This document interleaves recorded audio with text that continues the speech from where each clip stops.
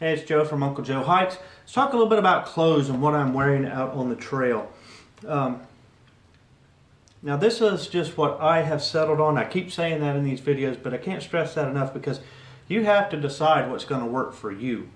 And where you are, where you're going to be hiking, all of that's going to determine a lot of this stuff.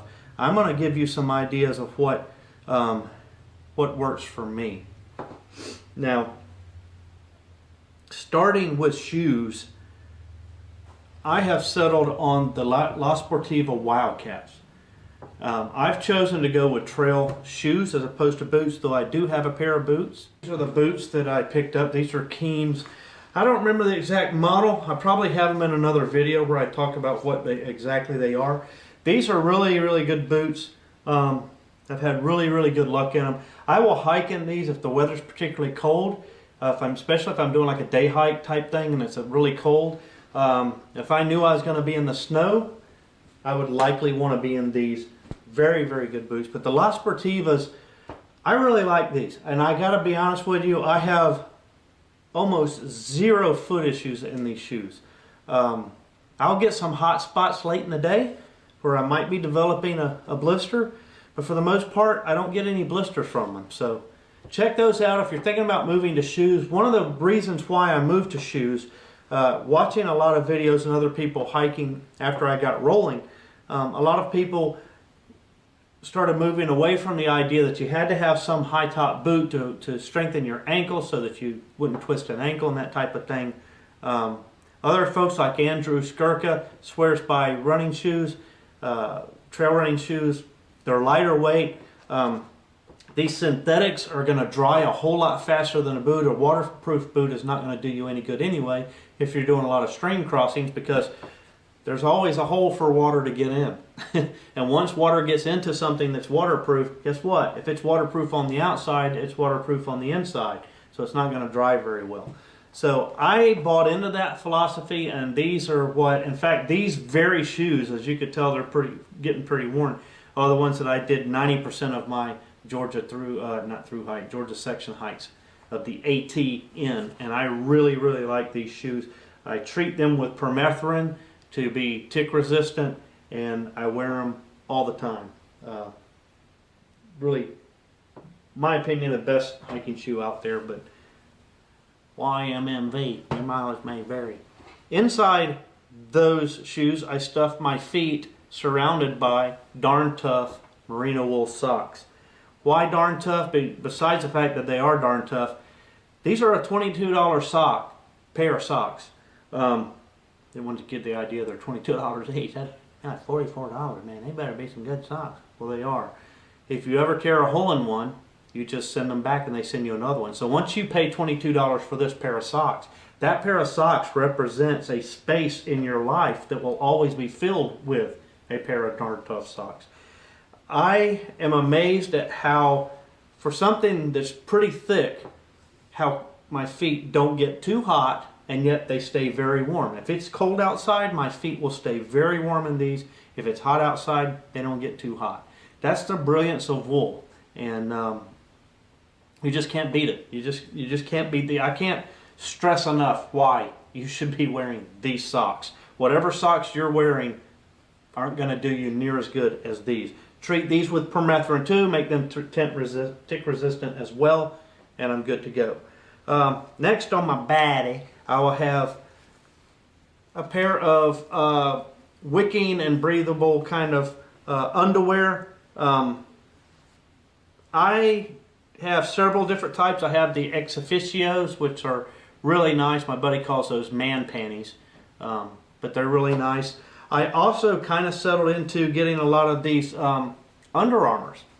Under Armour is a great underwear to buy. I have to have something with a little bit of leg on it because my legs are kind of big and they kind of want to rub up against one another. And when that happens, I get chafed. And having this go down my leg, at least a 3 or a 6 inch leg on a pair of these underwear, these wicking underwear, does wonders for me. It just keeps me from chafing. Have no issues with that whatsoever. I have to hike for a couple of days before I start having issues in my nether regions like that, and then I'll usually get some type of a cream or something I can put on there to take care of it. But for the most part, this is going to take care of the chafing between the legs, because you're going to have something that goes down the leg a little bit. I found personally I have to have something that travels down the leg a little bit, and something that wicks well like this. This is going to get the moisture away from your body.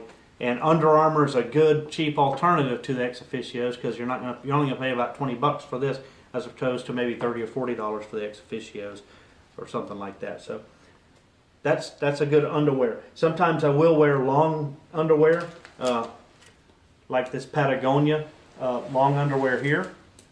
I'll wear these in the wintertime when it's really cold. If I manage to hike without them, I still put them in my pack, because I will put them on and this will be what I will sleep in, and so that will stay next to my body and keep me warm, which is nice. On my body most of the time, and let's just do this by layers here. This will be a lot easier. If it's cold weather out, and these are very staticky, you probably hear that. This is the Icebreaker Body Fit Basic. This is a thin base layer. This is merino wool. This is not cheap. I really like these, but they have one problem. They're not very durable. Now, I probably wash these in a regular load, and you should wash these in a gentle cycle, and that's probably why I've got holes in them. The other reason why I may have holes in them is sometimes I get really warm and I'll take my overshirt off and just put my pack on this. That's probably a bad idea. If you get one of these, you're going to want to treat it very well, because they're not real sturdy. I'm a little disappointed because this shirt was probably 90 bucks. I may have got it on sale for around 60 something, but they're not cheap. The merino wool stuff is just not cheap. But the reason why you get merino wool is because if it's going to be cold outside, that'll keep, as thin as this is, this will allow you to generate enough heat and keep the heat beside you that will actually keep you pretty warm once you start hiking. In fact, usually that's my base layer, and that's all I have on my arms by midday, even on a cold day. Over that, I will usually wear one of these two exact shirts probably. I have two Under Armour tees. These are kind of like active tees. These are wicking. They're not as light as something like a Mountain Hardwear tee for hiking, but they're pretty close in my opinion. And the Under Armour stuff, if you want a cheap alternative to some of that, or a less expensive alternative, because Under Armour isn't exactly cheap, this is a good tee. And I have two of these, and on an overnight, both of them come with me because I'm going to wear them at some point. I did get one of these REI like crew tees. This is a wicking shirt as well. It's a heavier shirt than even the Under Armour. I don't like that about it. It doesn't wick quite as well as I would have liked. When I put my pack on, you can see it kind of wore some of the material. I think it could have been built better, but that's all it did. And ever since then, it's held up and hasn't taken any more damage, so I keep it and I hike in it. And usually, if it's cold outside, this will go over my long sleeve base layer. If it's warm outside, this is my base layer. On top of that, if it's a little chilly or something like that, or I think I can get away with it, I'll have something like this. This is a long sleeve REI overshirt. I have a short sleeve, actually a Field & Stream, that's actually got smart wool material on it, and it's short sleeve. You've seen me, if you've watched any of my hiking videos, you see me in the short sleeve version that looks a lot like this. It's just a different brand.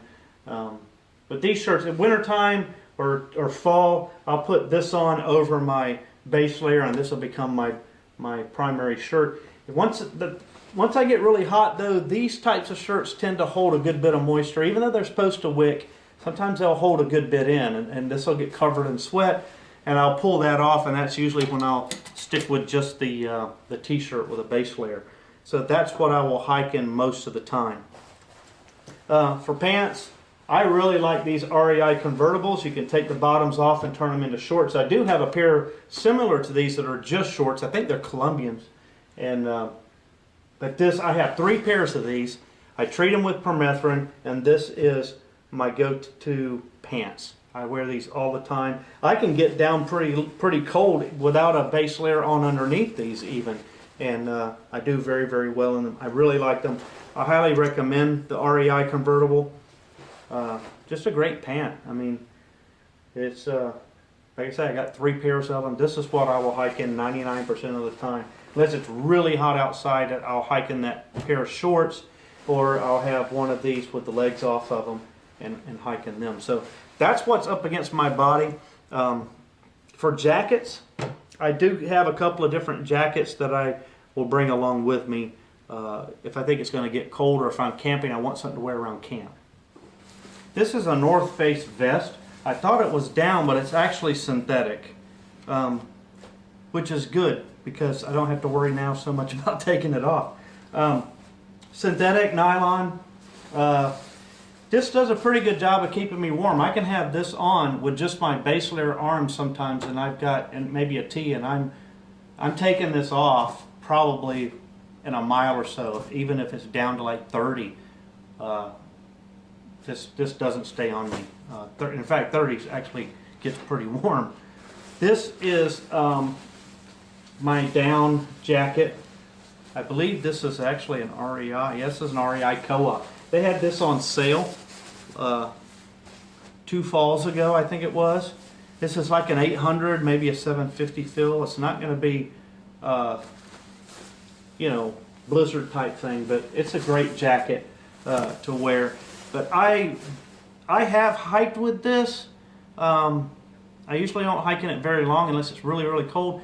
You don't really want it, but I know now not to really hike in it. You don't want down to get wet, even with your sweat. It's just not good for it, and it's going to lose its R value. You're not going to get any insulation from it. Sometimes you'll see me hiking in this or this anyway, but usually I'm pretty keen about how much I'm starting to sweat. And if I start feeling sweat on my back or start feeling like I'm getting some, this will come off. A, because I'm starting to get hot, I don't need this, and B, because it's just not good for it. If you're going to be hiking in a jacket, you're going to be hiking somewhere where there's going to be cold enough temperatures that you're going to have a jacket on most of the time, you're going to want to get yourself a nice synthetic hiking jacket.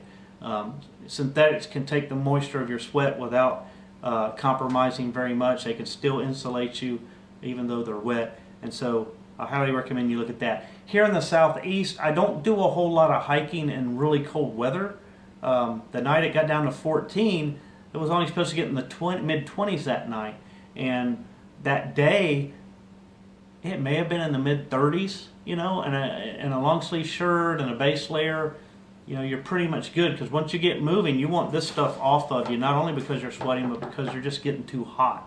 And so if I'm hiking somewhere where I'm going to be in the 20s or teens in the middle of the day, you know, it's going to be a cold, cold hike, you know, I'm going to want a synthetic jacket. When I go out west, I will have to take a synthetic jacket with me, and then basically just layer up from there. However, great jacket for camp. So when you get to camp and you've got, you know, you're taking off some of your wet, sweaty clothes, you want to stay warm while you're walking around camp, that's when you break out the down jacket. It's light. This thing will pack way, way, way, way down, compressed, you know, way, way down. Pull that out, let it fluff out, and then you got a nice insulated layer to put on while you're walking around camp, setting up camp, and that type of thing. So that's a good jacket for staying warm when you get to where you're going. Now, when I first started hiking, I convinced myself I had to have a rain jacket, a good rain jacket. And what I ended up doing was getting this Columbia. Now, this is a decent rain jacket.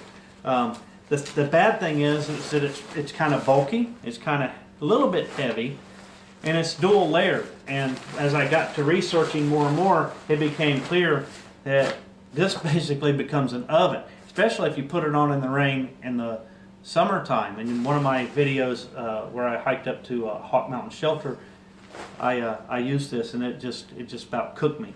So now I realize what I really need is just a thin waterproof layer, maybe even something like a poncho or a frogs or something like that.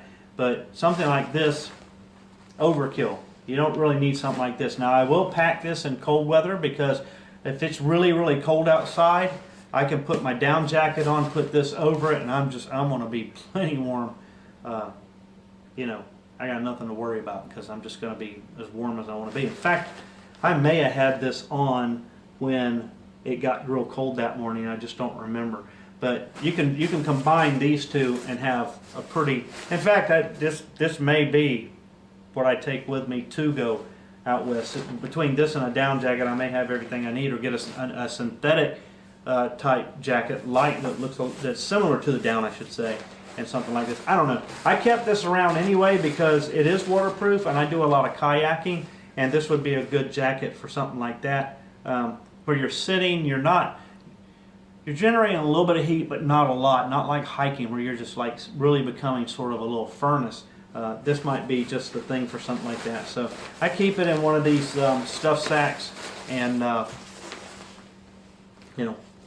pack with that. I also have a pair of Outdoor Research Helix rain pants that sometimes I'll carry them, but I'm finding that I don't carry those either because they just hold in a whole lot of heat. And I'm finding that these REI pants do pretty good in the rain, and I'm just not needing it. It's just one of those things I convinced myself that I needed. I spent a lot of money on those rain pants, and I never wear them. So those are lessons that you just kind of learn as you go along. You learn what you're going to wear, you learn what works, you learn what doesn't. This is where I'm at with what I'm hiking right now. Here on the AT, I'm not needing full-blown winter-type gear. I just need a warm layer when I stop in the evening, a warm layer when I start in the morning.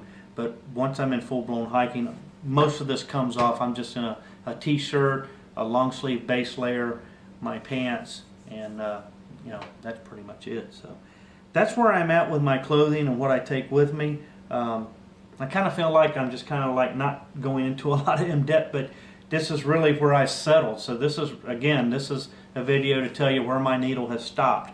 When I go out to Colorado and start preparing for the Colorado Trail, I'll show you some choices that I make on the gear that I'm going to take out there, and go over some of that with you. But for right now, for the Appalachian Trail, this is all you need. This is all that I need, I should say, and this is what is working for me. So hopefully it gives you some ideas about what you want to take with you. The biggest thing I tell people, you don't have to spend a lot of money on this stuff, really. The Under Armour stuff is really good. You can go to Walmart and get some synthetic like t-shirts, wicking t-shirts.